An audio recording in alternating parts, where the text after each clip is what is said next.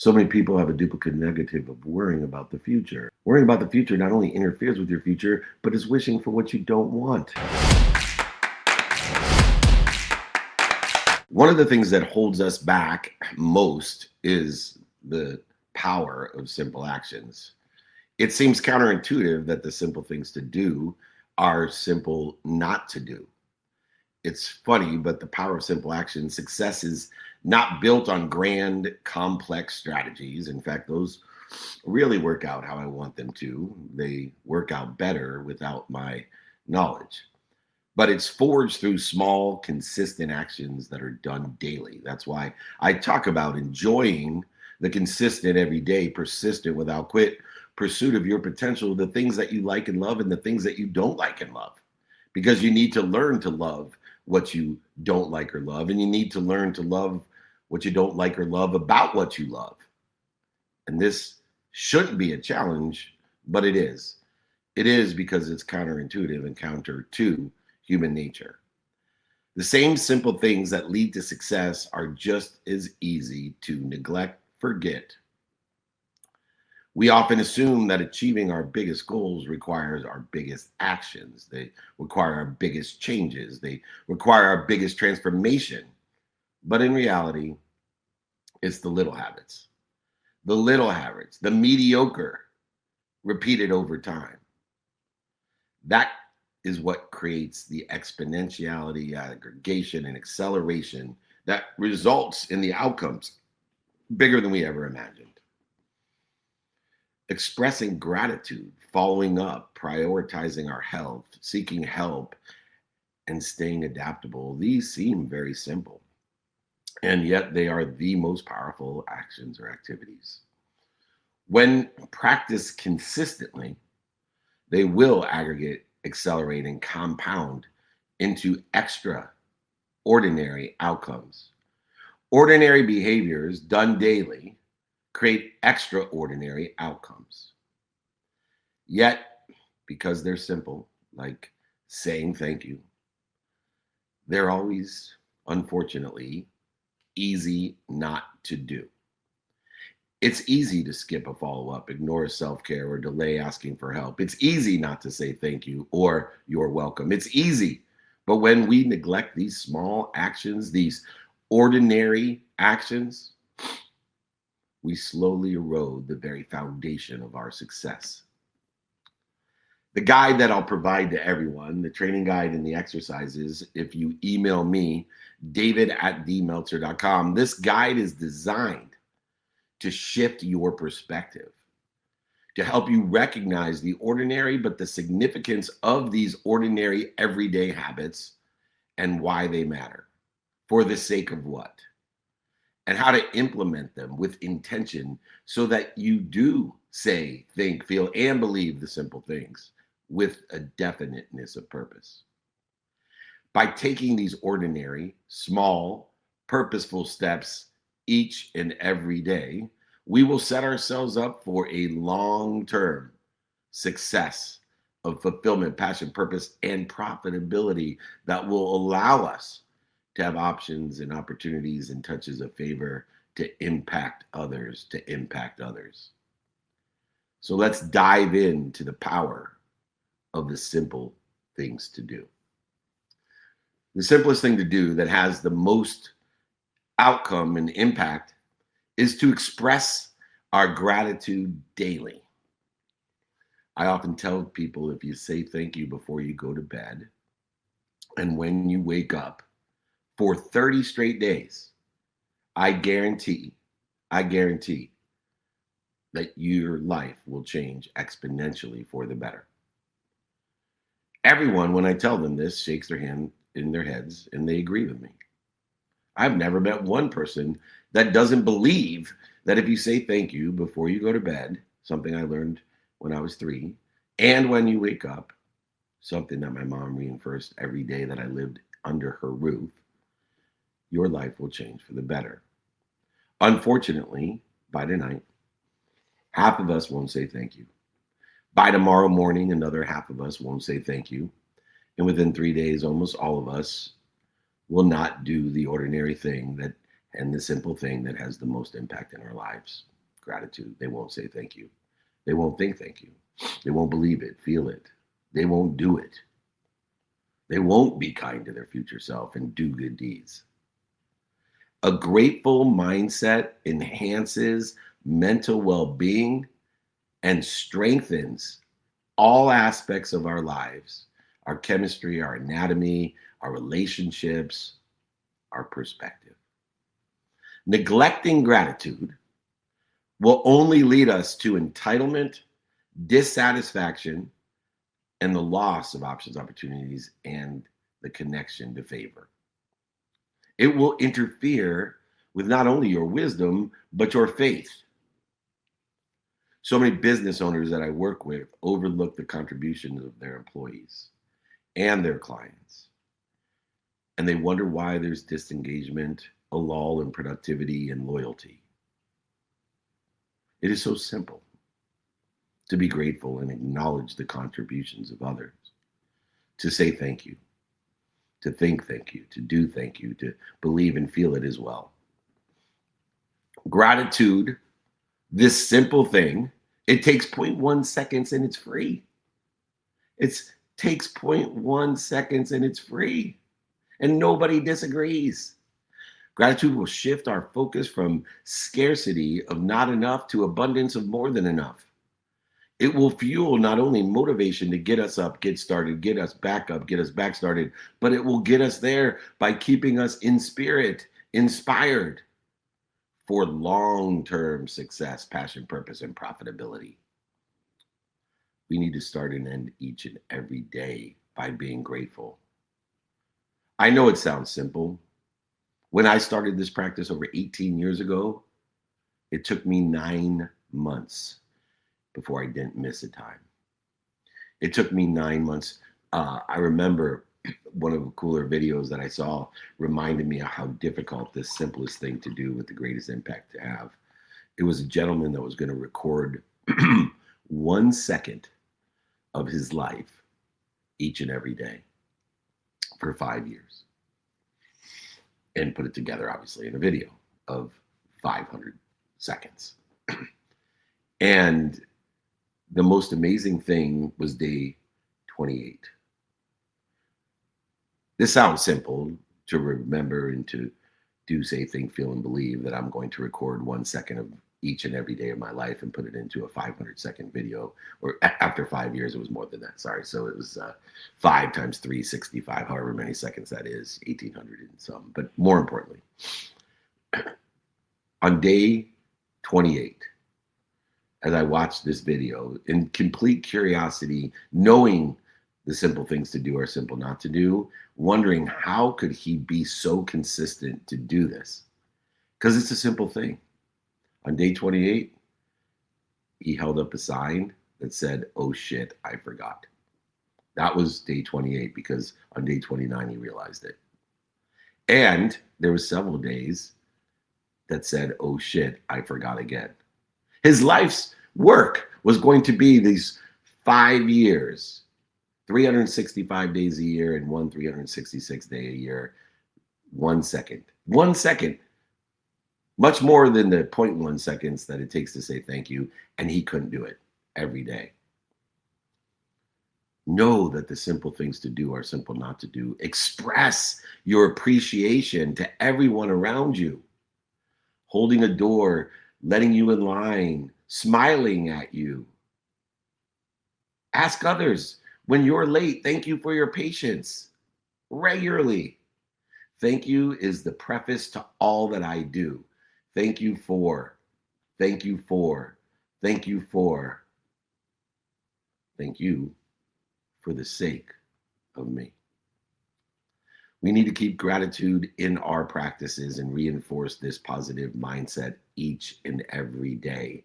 It should be an ordinary occurrence that creates an extraordinary result. The number one lesson of the simple things to do or simple not to do is to express gratitude as many times as you can daily. Takes 0.1 seconds and it's free to think, say, do, feel, and believe. The second lesson is the follow-up.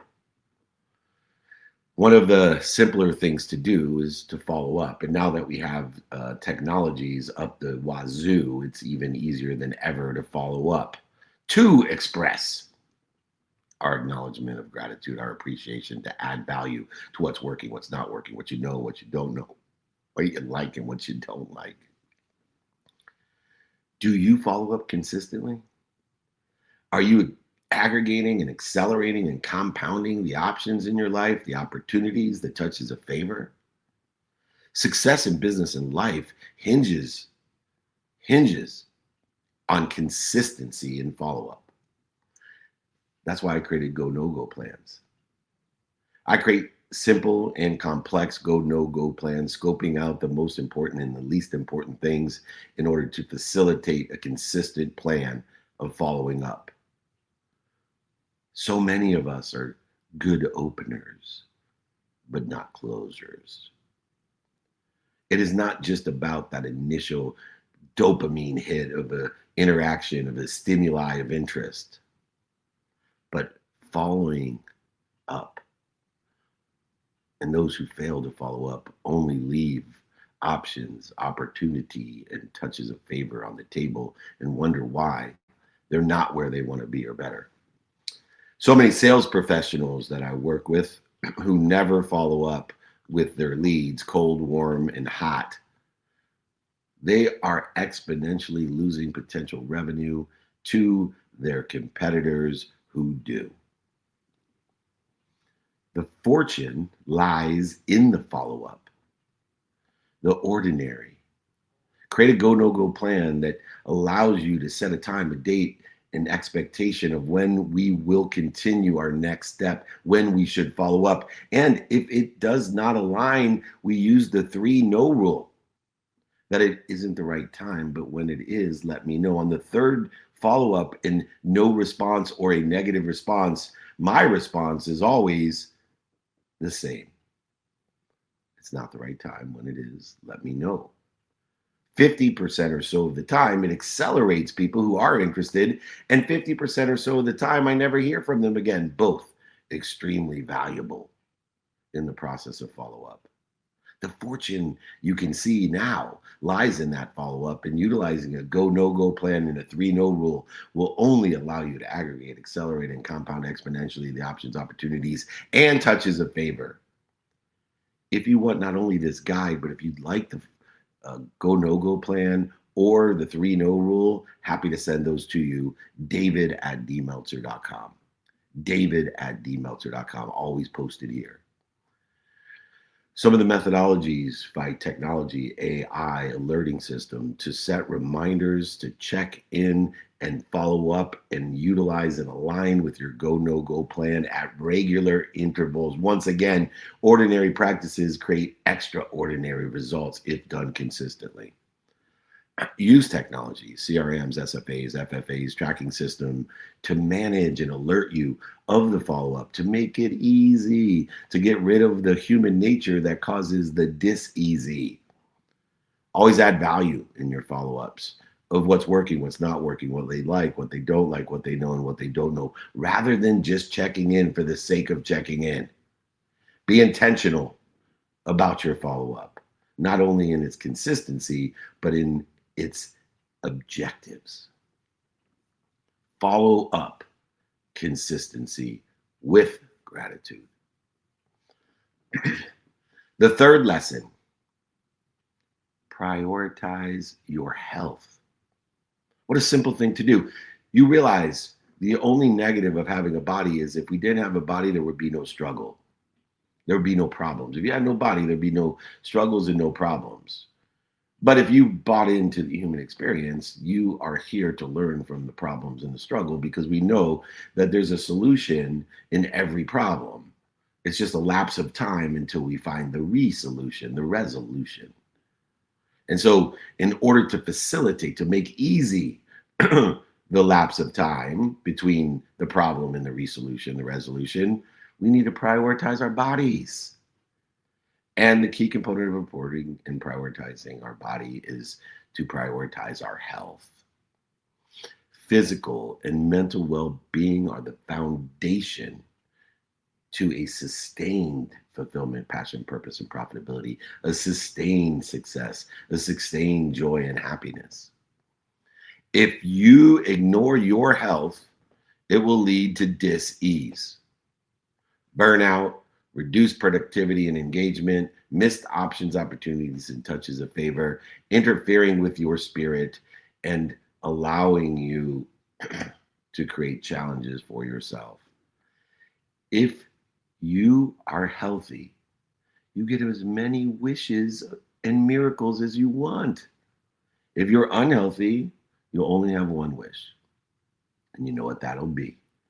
The same wish Steve Jobs had in his final thoughts before he passed.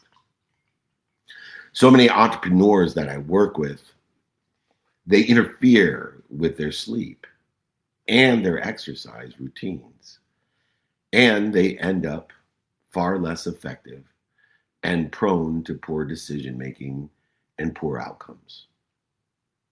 This simple thing to prioritize your health first. The healthiest thing you can do is sleep. The next is to utilize all the things that God tells you you need for good health. How do we know what we need for good health? Because God makes it very clear. Your human experience is bookend. It's bookended by the time your heart starts till the time it stops. So God says, okay, in order to keep your heart beating, brother and sister, number one, you need to breathe. If you don't breathe, I'm going to stop your heart. So I prioritize breathing, everything related to breathing. I have a breathing coach. I practice breathing. I make sure that I have the right behaviors to make sure that I'm breathing properly. Two, he says, if you don't eat, you will die. Your heart will stop. So I'm very intentional about what I eat. He says, if you don't drink, your heart will stop. So I'm very intentional about what I drink. He says, if you don't sleep, your heart will stop. So I'm very intentional about my sleep. And then finally, in the prioritization of health, if you don't move, your heart will stop. So I'm very intentional about my movement. It's not difficult. These are simple things: to breathe, to eat, to drink, to move, and to sleep. These are simple things. Why are you interfering with it? Why are you creating dis-ease when you're at ease? Health is an investment. It's not a cost. It is an investment into every single thing in the human experience that keeps your heart beating. It's just like a business. If you want to do one thing in your business, keep and stay in business. So make sure you have enough money to be in business tomorrow and you'll never go out of business. I'm going to repeat that. Make sure that you have enough money to be in business tomorrow and you'll never go out of business. Make sure your heart's beating tomorrow and you won't have to worry about anything else, because you'll have plenty of time in order to find the resolutions, the resolutions. You want passion and purpose and profitability in your life. You want harmony in your life. Prioritize your health. Incorporate a coach for the most significant things like sleep, eating, drinking, movement, and breathing. Make it part of your non-negotiable, simple routine so you won't forget. The more non-negotiable it is, the less circumstances impact you. The more non-negotiable behavior you have, the greater the exponentiality of the outcomes you want. Prioritize the things that keep your heart beating: the breathing, sleeping, eating, drinking, and moving, for optimal mental, spiritual, and emotional, as well as physical health. Make sure it's non-negotiable self-care. No matter what happens today, I'm going to spend a minimum of an hour a day on my breathing, eating, drinking, and movement, and an additional minimum of 7 hours on my sleep, with coaching, mentorship, and training. Lesson number 3 of the simple things to do are simple not to do is prioritizing your health, investing in yourself so you can invest in others. The 4th lesson of the simple things to do that are simple not to do, all available, like I said, with the Go No Go plan, with the no rules, with the guides and exercises, david@dmeltzer.com. This lesson has changed my life as well. Ask for help and offer help. All the questions that I ask of people, all the suggestions that I give them are based off of would it help you if, or do you know anyone that can help me? Practice saying those things. Do you know anyone that can help me? Would it help you if? Ask questions and give suggestions that are aligned with these two critical, simple things. Do you know anyone that can help me? And would it help you if? Success is a team effort. Seeking and offering support accelerates everything. That's why I've created a networking group of people that want to help each other and know people that can help each other, that will buy from each other and sell for each other and create an abundant situation of more than enough of everything. Thousands of people who meet every Monday with me virtually, asking me for advice, questions, and suggestions, but also introductions, as well as each other every day of the week. We would love for all of you to join our neighborhood, our frequency. Just email me, david@dmeltzer.com. I've worked with so many founders who struggle alone. They forget to seek help. They forget the fastest way to get to where they want to be or better is to find someone that's already there and ask them for directions. It's just because you're the captain of one team doesn't mean you can't be the water boy of another. Surround yourself with the right people and the right ideas according to the subject matter, topics, and expertise that you're most interested in. And play the position you want to play where you can help other people get to where you want to be and other people can get to where you want to be. Other people can help you get to where you want to be. If you don't ask for help, you're just prolonging the lapse of time that exists between what? The problem and the resolution. When that could be easily resolved with the dummy tax that somebody else has paid. The fastest way to get to where you want to be is ask somebody who's already there for directions and give somebody else directions for where they want to be that you can help with. Remember also that under the context of asking for help and offering help, that when a human being feels at its highest self is when they're able and capable of helping someone else. So in both situations, everybody wins. That's why God rewards us with the doggy biscuit. Dopamine, oxytocin, serotonin, and endorphins are released when you ask for help, give help, receive help, and offer help. It's all there. That's why the pursuit is so important of our potential. And the assistance to allow other people to pursue theirs is so essential. This commandment, this ability to work with, collaborate, coordinate, expands the options, opportunities, and touches of favor and strengthens our relationships, the relativity, the meaning of us being here. That's all relativity is the meaning you give it. And we have the power to give meaning to anything we see. And it's just the practice of making sure that meaning is aligned with where you want to be or better so it doesn't limit your self-image or your imagination. Notating what? You'll never overachieve your own self-image. You never will overachieve your own self-image. Identify the team you want to play on. Identify the position you want to play on for each and every subject matter, topic, and expertise. Know the key mentor, coaches, players, advisors that you want to learn from, and find the players, coaches, mentors, and advisors that you want to help. Be proactive, intentional, have a definiteness of purpose in the helping of others, giving open doors for receiving so that you do not deny people their higher selves. You do not deny people the feeling of being able and capable of helping you. You asking for help is a powerful strength in the infinite loop of giving, not an interference, a disease, or a weakness. Know that the more you give, the more you're given, as long as you can find the light, the love, and the lesson, or seek it. And the more you receive, and the more you ask, the more you can give. So what we want to do is give more, be given more, receive more, ask for more than more. So you can give more than more, be given more than more, receive more than more, and ask for more than more than more. Instead of playing the silly, scarce, simple, zero-sum game. I'm going to feel good by giving more, and I'm going to feel bad by receiving or asking.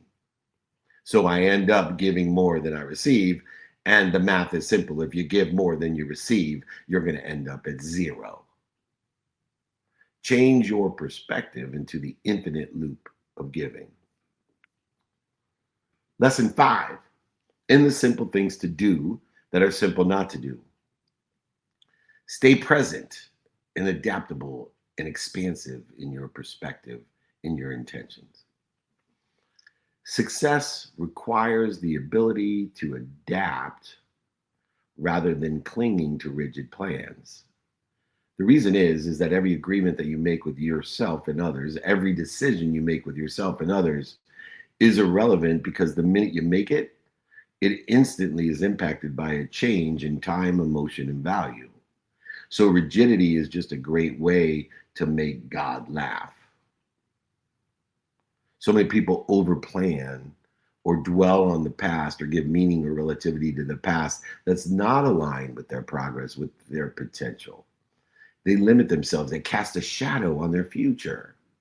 So many leaders that I work with around the world resist changing their strategies in a response to the time, emotion, and value that has changed in the market. And so they become obsolete. Blockbuster. So many leaders that I've worked with cannot get out of their own way with the true fact of the simple things to do or simple not to do, notating that the minute they come to a decision, a plan, or an agreement, that time, emotion, and value are already changing and you need to change with it. Flexibility. Be like water. Strong as all can be, but adaptable and powerful. This is a superpower. Be like water. It's the opportunities, the options, and the touches of favor that already exist that allow you to flow like water with extreme strength and adaptability. Water is one of the few things that can break a stone, a boulder. It can go over it, under it, through it, around it. It can bring life to it. Have you ever seen a plant grow out of a rock? How does that happen? Water. The power, the patience, the persistence and consistency of water. And that's the flexibility and adaptability as well. Be like water. Stay present and adaptable. Focus on the non-negotiable, controllable actions regardless of the circumstances rather than the circumstances and the uncertainty and the hypothetical fears. So many people have a duplicate negative of worrying about the future. Worrying about the future not only interferes with your future, but is wishing for what you don't want. We need to regularly assess and refine our approach based off of the data of the changes in the time, emotion, and value. We need to practice mindfulness. Be like water, stay present and strong, making clear decisions according to the circumstances of the day and continually utilizing our non-negotiable, non-circumstantial behavior for half of the day, including most of it is sleeping.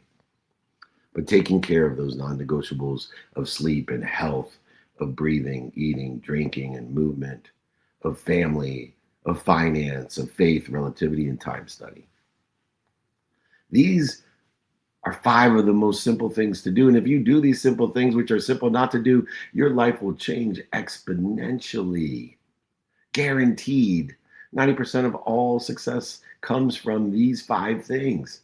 You don't have to worry about the other 12 hours of circumstantial behavior. It's almost irrelevant. It's just the cherry on top. If you want an extra 10% of passion, purpose, and profitability, then you can get better at prioritizing according to circumstances. Otherwise, stick to the simple things. But realize, double down on the simple things because the simple things to do are simple not to do. In conclusion, we have to, number 1, understand the power of our simple actions. 1, express gratitude daily. 2, follow up consistently. 3, prioritize your health to keep your heart beating. Number 4, ask for help and offer help. Would it help you if? Do you know anyone that could help me? And 5, be like water. Stay present and adaptable. This compounding effect of simple actions, the difference between success and stagnation isn't found in some complex strategy of physics and metaphysics and quantum physics, or even taking massive leaps. It's just simply in the small, ordinary, simple actions we choose to do or not to do every day. Learning to enjoy what we don't like or love about what we love, or learning to enjoy what we don't like about, or what we don't like or love about what we don't like or love. Express gratitude, follow up, prioritize help, seek help, stay adaptable like water. May seem insignificant at the moment. Each day is why we forget it, but over time, the ordinary becomes extraordinary, and they create unstoppable momentum and inspiration to get us there or better. The challenge is that these habits are just as easy to neglect as they are to implement. That's why definiteness of purpose, intentionality is key. The more consistently you commit to these simple actions, the more they compound in a meaningful result, exponentially aggregating and accelerating what you want or better, strengthening relationships, creating more options, opportunities, and touches of favor, and creating sustained personal and professional growth that you are not limiting yourself with. So we need to ask ourselves, what is one simple thing I can do today that will move me forward? Success isn't about doing everything at once. It's about showing up every day and choosing the small actions that will make a big difference. Our future self will thank you for what we start today. Be more interested than interesting. Be kind to your future self. Do the simple things. Thank you, everybody, so much. This has been the Simple Things to Do, our Simple Not to Do training. I will be more than happy to send everyone the exercises and guides, my book on this, and of course, the Go No Go plan and 3 No rule. Just email me, david@dmeltzer.com, david@dmeltzer.com. Join our networking group. Join us every Friday. We've been doing this for almost 28 years. It'll be on 1011, that's October 11th, our anniversary, 28 years of free Friday trainings. We appreciate you. Let's get non-negotiable about the simple things. As we transition here, it's been an incredible first half of the Simple Things to Do or Simple Not to Do training. And then now it is my favorite part, which means it is time for some Q&A. So for everybody that is joining us online, of course, we are live everywhere. Make sure to put your questions for David into the chat. And if you're live here in the Breakfast with Champions, the best room and community on Clubhouse, please use that hand icon to request to join the stage. Or if you are already on stage and have a question for David today, please just put a note in the room chat. And as a final reminder for everybody, if you would like the guide and exercise from today's training, just make sure to email David directly, david@dmeltzer.com. Once again, that is just david@dmeltzer.com. And speaking of Meltzer, for the first question of the day, it is my pleasure to pass it over to the Meltzer double, no family affiliation, but still that strong, same bond and love, Eric Meltzer. How are you, my friend? Happy Friday. It's good to see you. Feel free to unmute yourself and kick us off with the first question. Cool. Thank you so much, Nick and Dave. One thing I learned about you, Dave, I didn't realize was that you have a breathwork coach. And so I would love to know a little bit more about how much time do you spend on breathwork? I've only done routines that are like 15 minutes long, and it's not a quick and easy thing, but could you talk about how breathwork has helped you as one of your non-negotiables? Yeah. And any quick tips? So I've had many coaches on breathwork. The most significant one is Wim Hof, who's a master of breathwork. And so I do not practice breathwork in one period of time. I utilize it, especially in the drop and roll, the stop, drop, and roll methodology that I use to clear the interference, to shorten the distance of resistance in my life. And so for me, using the method of 4, where I take 4 short breaths in, hold it for 4 seconds, 4 breaths out, breathing through my nose, out through my mouth to stop and drop, and then rolling into my personal divine direction. And so being trained by multiple people, but especially Wim Hof, I utilize breathing not only when I'm awake, utilizing the stop, drop, and roll methodology with the 4s, but I also have a variety of mechanisms while I sleep so that I breathe and use 8 sleep in order to facilitate my breathing correctly while I sleep, which is the majority of the time that I'm recovering and accessing information. And so sleep has been the best mechanism modality that allows me, it lifts my head, my feet, changes temperatures, understands a whole bunch of different breath work while I'm sleeping, so I can train by looking at the data.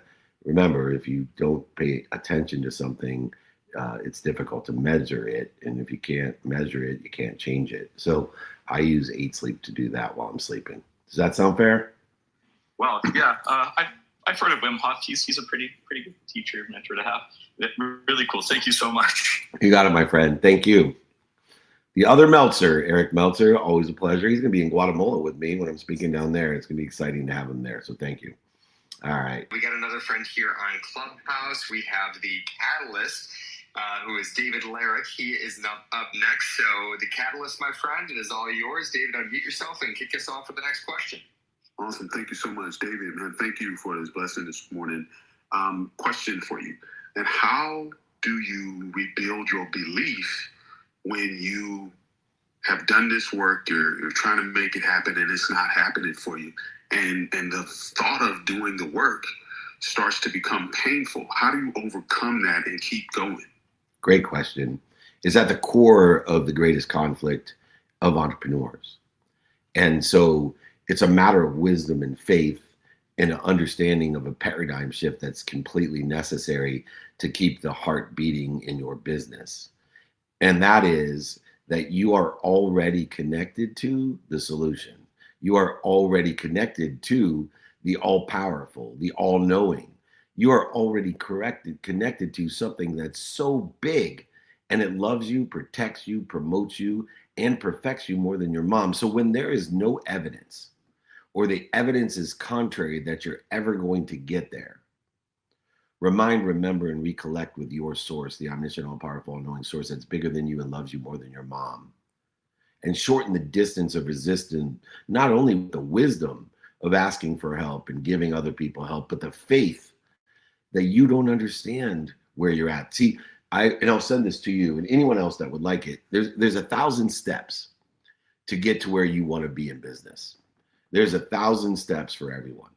And we don't know how long it's going to take to go those 1,000 steps. But what I do know is that it will take 90% of the time, however long it is, to get to 1,000 steps, to get to where I want to be or better in my business.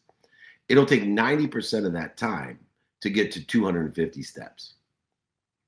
So within the context of however long it's going to take, it takes 90% of the time to get to 250 steps. Almost everybody quits because they don't understand the aggregation, acceleration, and compounding impact of faith, consistent faith, of the protected, promoted, loved, and perfected. When there's no evidence, or the evidence is contrary, you're going to get there. Not only does everybody else continue to laugh, scoff, and make fun of you, but you start listening to your own inner self saying the same things and you quit. The saddest thing is you're 90% time-wise there. And it's only another 5% of the time to get you to 500 steps and only another 5% of the time to get you to 1,000 steps. Each of those periods of time, 99% of the people quit as well, which is even sadder and more frustrating. So if you want to ask me why we shouldn't quit when there's no evidence or the evidence is contrary to where we want to be, does it mean you're not going to expand and identify the circumstances and align where you are with what's doing well, what's stable, and you think is doing well? You're not going to expand the skills, knowledge, and desires you have, but you're not going to quit. There's no transition. You're just building on the steps that are higher, lower, slippery, broken, and dirty, knowing that sometimes you take 3 steps backwards to go 5 steps forward, but you're not going to quit because it's 1,000 steps. And you have wisdom to know that you're going to help other people and they're going to help you, and faith that you're going to get there because you're protected, promoted, loved, and perfected. Not only are you going to get there, you're going to get there somewhere better than you thought. It may not look the same as you thought. It never does. My greatest successes, I had no idea what they were going to look like, but I continue on the divine direction and I make every detour divine by seeing what I'm doing to interfere with it. That paradigm shift of I am successful? What am I doing to interfere with it? I am wealthy. What am I doing to interfere with it? I am healthy. What am I doing to interfere with it? I am happy. What am I doing to interfere with it? Will get me to where I want to be faster, aggregate more resources, and exponentially provide those outcomes. But I promise you, there's 1,000 steps to get to where you want to be or better in every business. You don't know how long it takes to get to the 1,000 steps, but it's going to take 90% of the time just to get to 250 of them. I guarantee that. So stick to it, my friend. If you would like the 1,000-step training or exercise, I'm happy to send that to everybody as well, along with today's training, the simple things to do or simple not to do, the go, no go plan, or the 3-no rule. Just make the request. David at dmeltzer.com. It's the fourth quarter. Nick of Wam, who's up next? Absolutely. It is time to get swifty with our friend, Mr. Brian Swift. Brian, it is good to see you here. Happy Friday. Feel free to unmute yourself and keep us rolling with the next question, my friend. Thank you, ladies and gentlemen. I love everything you do, as you well know, and I'm so blessed. Dave, what do you do to continue to strengthen and build on your faith, which I believe, and I know you do, as a foundation for pretty much everything that we do, and is responsible for our successes? What you broke up on my phone. So what was the first part of that? What do I do? What do you do to continue to strengthen and grow your faith? Yeah. So first of all, I don't think I strengthen or grow my faith. I have faith in an omniscient, all-powerful, all-knowing source. What I do is shorten the distance of resistance when I interfere with my faith. So I have complete faith. I interfere with it. And so for me, I look at this in respect that the only times I interfere with my faith is when I'm responding to the human experience of reacting to fear. So within the context of the human experience, the time the heart starts till it stops, we're afraid every day of something. No matter how brave you are, you're afraid of something. And no matter how much you may have learned not to be afraid of something, you're just going to be afraid of something new. And these circumstances change. But every day you're going to be afraid. And every day and every time that you are afraid, you have an ego that reacts to that fear with fight, feed, flight, or fornicate in order to preserve the beating of the heart. And so knowing within the context of my faith that I'm protected, promoted, loved, and perfected by an omniscient, all-knowing, all-powerful, more than enough God of mine or yours, and it loves me more than my mom, then my primary focus of reducing the interference between me and that source, that omniscient, all-powerful source, is not a strengthening of the source, because it's infinite in its strength, not a growing of my faith, because it's infinite in what it is. It's the lessening of my interference, the shortening of the distance of resistance. And the way that we do that is, one, to understand that we are in a human experience. And without the human experience, there'd be no struggle or pain anyway. Without a body, there is no struggle, is no pain. Think about that when you leave the training. And so if I know in the human experience of the heart starting and stopping, I'm afraid every day, I have an ego that responds with fight, flee, feed, or fornicate to that fear automatically, instantly, obviously, with a need to be right, a need to be offended, separate, inferior, superior, anxious, frustrated, angry, guilty, resentful, worried, all duplicative negatives that not only interfere with my faith of the omniscient infinite, but it wishes for what I don't want. It puts me into a detour that I don't want, an acceleration in the wrong trajectory, not a divine one. And when I realize this, now my primary focus of lessening the resistance or interference to my faith, I practice responding to the reaction of fear. So when I'm worried, I don't try to go over it, under it, through it, out logic it, out analyze it, lie to it, manipulate it, cheat it, deny it like I used to, accelerating me in the wrong direction, creating more resistance, duplicative negatives. I simply stop. There's only one response to the reaction to fear, and it's stopping. And once I stop, which isn't easy, it's my definition of free will. Stopping is the only free will that God has given us, to stop in the response to the reaction to fear. I stop, I breathe through my nose, out through my mouth, I drop to center, I remind, recollect, and remember that source, that faith that you're talking about, that's infinite and omniscient and all powerful. And then I roll in my divine direction. It may appear as if my faith is growing. It may appear as if my faith is strengthening, but it's not. I'm just shortening the distance of resistance, lessening the interference between me and the omniscient, all powerful, and infinite that loves me, protects me, promotes me, and perfects me more than my mom. Does that sound awesome, Swifty? Because it sounds awesome to me. Dave, what an amazing lesson. What just an amazing answer. Will change my whole way of moving forward, because you're right. Either you have faith or you don't. And it is that lessening of the distance to resistance that truly we need to focus on. God bless, man. I appreciate it. I love you guys, Nick, Dave, and your whole team. Thank you. Bless you, Brian. You're such a great part of our community. And if you have any questions about joining our community, call Brian. Call hundreds of these people. Marianne's here, Ava, all these people. Call them, ask them. It's a neighborhood of people like Brian that are here to help each other and know people that help each other. Extraordinary people, billionaires, millionaires, entrepreneurs, celebrities, athletes, and entertainers, all in one community. I have virtual meetings every Monday where I personally not only answer questions, but also make introductions. So please join us. Email me, david@dmeltzer.com. Nick Awam's there every Monday with me. We also have the Ask Me Anything, the Well-Oiled Machine podcast, which is my wife's least favorite podcast. Ironically, my fastest growing, most successful podcast, but yet my wife thinks it's stupid. Anyway, Nick, she doesn't think we're stupid. She just thinks it's who would ever want to know time management and look at a calendar and want to learn about how to be efficient. So we nicknamed my wife the non-Wam. She's Nana. She's not Nana. Everybody wants to be a Nana. She's a Nana. All right, go ahead. I was going to say, man, not everybody wants to be a Whammer. What can we say, huh? Yeah. All right. It is kind of dorky, but I love it.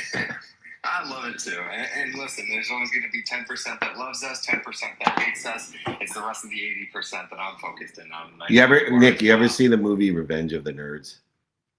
I have not, no. You gotta watch Revenge. Yeah, I know that movie was before you were born, but go on to one of your streaming services and look up Revenge of the Nerds, and that's us.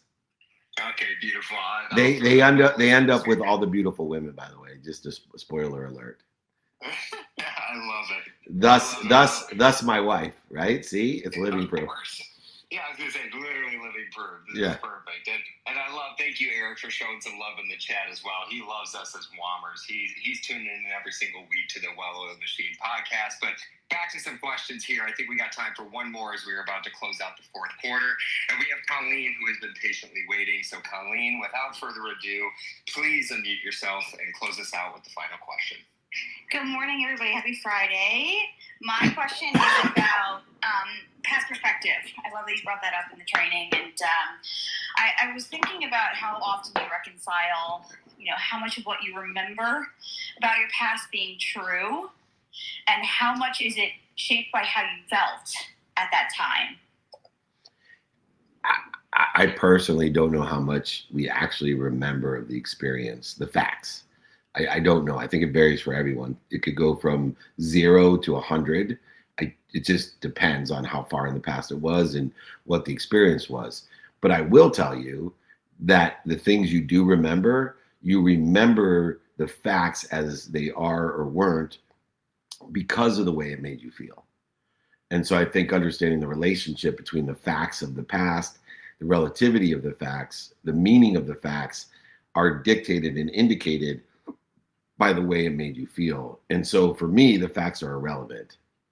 And that's why when people have difficulties, the first question I ask them is, how did that make you feel?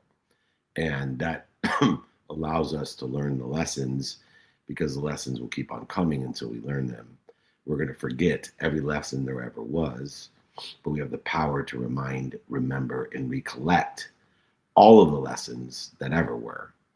And so understanding that technology today allows us to access the remembrance, reminder, and recollection of those facts, and also the indicator, the intuitive indicator of feeling that has no time and has no fact. It just is a catalyst to the way that we give meaning or relativity to the past, which will be the catalyst to our future or the inhibitor of it, because it's directly relative or that meaning to our own self-image, our own imagination. And it's a self-image that will limit us from where we want to be or better. And so understanding the relationship between the facts of the past and the feelings of the past is a key component of this acceleration, aggregation, and compounding outcomes that we desire. And what a deep question that is indicative of someone that's fully understanding all of these relational philosophies, theories, and modalities, and how they work with one another within the context of values, daily practices, an execution model, and even incentives or inspiration. God bless you for always being here. We'll talk to you soon.